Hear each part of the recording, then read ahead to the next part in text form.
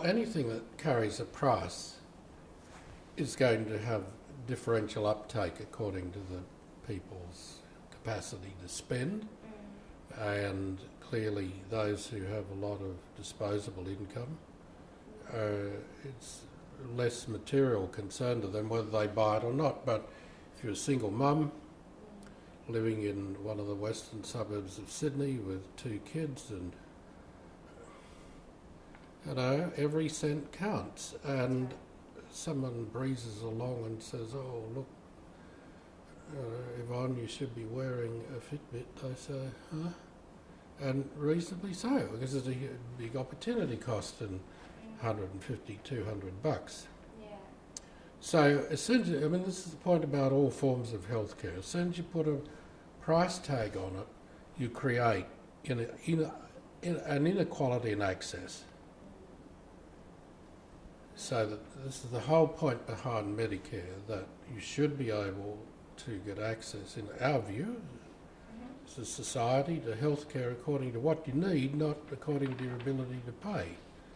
Now, Fitbits and the rest of them are not on the pharmaceutical benefit scheme. Why not? Well, they haven't been proven to confer a health benefit, among other reasons.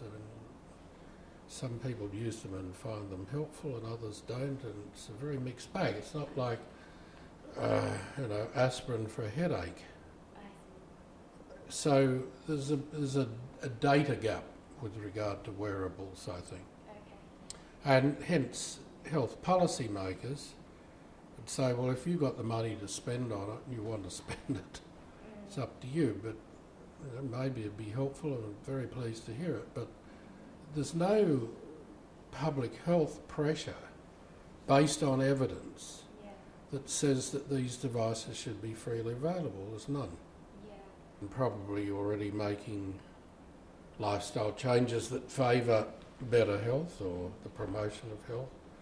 It stands to reason. I don't know that you're going to find many people who are markedly overweight or have type 2 diabetes or a lot of other things, whose lifestyle is not one where they are expressing a high level of health consciousness. I would predict, but I don't know, that these devices would have a relatively low uptake.